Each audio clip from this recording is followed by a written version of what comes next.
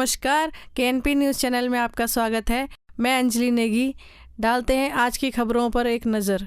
Dark web के ज़रिए इसको चोरी किया गया और इसके बाद अमेज़न सपोर्ट के नाम पर, माइक्रोसॉफ्ट के नाम पर, पेडे के नाम पर इन लोगों ने वहाँ बैठे लोगों को चूना लगाया। दिल्ली के करीबी नोएडा डार्क वेब के ज़रिए अपराध, जो कि दिल्ली एनसीआर में ही आता है। डिजिटल क्राइम के बारे में आप काफ़ी कुछ सुन रहे होंगे, डिजिटल अरेस्ट सुन रहे होंगे, साइबर क्राइम के कई सारे टर्म आपने सुने होंगे, कई सारे अपराध अपने जाने होंगे। लेकिन एक ऐसी खबर नोएडा के सामने आती है जहां एक फ्रॉड कॉल सेंटर चल रहा था, उसका खुलासा होता है। तब पता चलता है कि अपने आसपास के इलाके में ही ऐसी ठगी की जा रही थी और ये ठगी सिर्फ देश के लोगों के साथ नहीं बल्कि विदेश के लोगों के साथ देखी जा रही थी। जानते हैं कि क्या मामला था, किस तरह की जा रही थी, किस तरह से वह लोग निशाना बनाते थे। नोएडा में सेक्टर 67 की पुलिस ने एक कंपनी पर छापा मारा। कंपनी का नाम है इंस्टा सॉल्यूशन कंपनी। ये कॉल सेंटर है।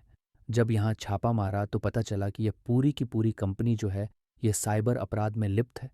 अमेरिका में यह कंपनी साइबर अपराधों को अंजाम दे रही थी और 76 लोगों को पुलिस ने गिरफ्तार किया है। इन 76 लोगों में से 9 महिलाएं हैं और 67 पुरुष हैं, तो उनके तमाम नाम भी पुलिस ने साझा किए हैं। इनके पास से 58 लैपटॉप बरामद हुए हैं, एक एप्पल मैकबुक बरामद हुए हैं, 45 laptop, charger, 2 router, 45 headphone, 19 mobile phone, अन्य कंपनियों के तमाम सामान बरामद किए गए हैं। और सेक्टर 63 नोएडा के थाने में ये एफआईआर लिखी गई है और इसमें आईटी एक्ट के तहत एफआईआर लिखी गई है। 13 तारीख को नोएडा में सेक्टर 63 की पुलिस ने एक कंपनी पर छापा मारा। कंपनी का नाम है इंस्टा सॉल्यूशन कंपनी। ये कॉल सेंटर है। जब यहाँ छापा मारा तो पता चला कि ये पूरी की पूरी कंपनी जो है ये साइबर अपराध में लिप्त है।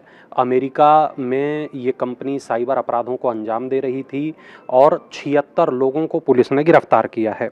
इन 76 लोगों में से 9 महिलाएं हैं और 67 पुरुष हैं। तो इनके तमाम नाम भी पुलिस ने साझा किए हैं। इसके बाद कंपनी किस तरीके से काम कर रही थी वो भी बताया है। इनके पास से 58 लैपटॉप बरामद हुए हैं, एक एप्पल मैकबुक बरामद हुआ है, 45 लैपटॉप के charger, 2 router, 45 headphone, 19 mobile phone, अन्य कंपनियों के तमाम सामान बरामद किए गए हैं। और सेक्टर 63 नोएडा के थाने में ये एफआईआर लिखी गई है और इसमें आईटी एक्ट के तहत ये एफआईआर लिखी गई है। तमाम अन्य धाराएं भी लगाई गई हैं। लेकिन यहाँ खास बात ये कि ये जो पूरी ठगी हो रही थी ये अमेरिका के लोगों के साथ ठगी हो रही थी। मृत्युंजय, यहाँ अपराध करने का तरीका बहुत ज़्यादा जो है बहुत चौंकाने वाला है।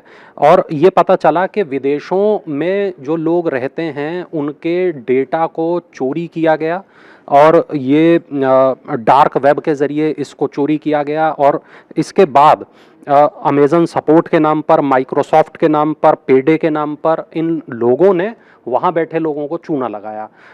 इसमें इन्होंने ग्राहकों का व्यक्तिगत डेटा खरीदा और इसके बाद इन्होंने वहाँ पर उनके कंप्यूटर में एक वायरस को डाल दिया। उनकी स्क्रीन ब्लू हो गई। इसके बाद उन लोगों ने यहाँ पर फ़ोन किया क्योंकि जो उन्हें डिस्प्ले हो रहा था कंपनी का नंबर वो यही डिस्प्ले हो रहा था। उनका फ़ोन यहाँ पर आया, सैटेलाइट फ़ोन का ये लोग इस्तेमाल कर रहे थे। इसके बाद इन्होंने $99 और उससे अधिक का पेमेंट मांगा। तो इन्होंने हज़ारों लोगों के साथ, अमेरिका में बैठे हज़ारों लोगों के साथ इस तरह की ठगी की। किसी से $100, किसी से $500, इस तरीके से ये लोग लगातार ठगी कर रहे थे। मृत्युंजय वरुण जी, अगला सवाल ही जिस तरह से ना ये कहा गया जो डिजिटल अरेस्ट होता है उसमें देखा गया कि अधिकतर जो है वो शिक्षित लोगों को टारगेट किया जा रहा था। अधिकतर वो लोग जो पैसे वाले थे, वो लोग जो पढ़े लिखे थे। इसमें क्या एक इस तरह का कुछ फॉर्मूला दिखा कि किस तरह के लोगों को ये टारगेट कर रहे थे, किस वर्ग के लोगों को इस कंपनी से टारगेट किया जा रहा था? जी मृत्युंजय, देखिए जो जानकारी पुलिस ने दी है यहाँ पर, पुलिस की जानकारी बहुत साफ तौर पर ये बताती है कि इन लोगों को जो डार्क वेब के ज़रिए जानकारी मिलती थी उसके आधार पर ये अपना निशाना चुनते थे और विदेश में बैठे लोगों को ये लोग निशाना बनाते थे। और वो लोग चूँकि मतलब बड़ी कंपनियों का इस्तेमाल कर रहे थे, एप्पल का इस्तेमाल कर रहे थे, अमेज़न का इस्तेमाल कर रहे थे, माइक्रोसॉफ्ट का इस्तेमाल कर रहे थे, तो हम ये कह सकते हैं कि वो तमाम लोग पढ़े लिखे लोग थे। लाइक, शेयर, कमेंट जरूर कीजिए। धन्यवाद। नमस्कार।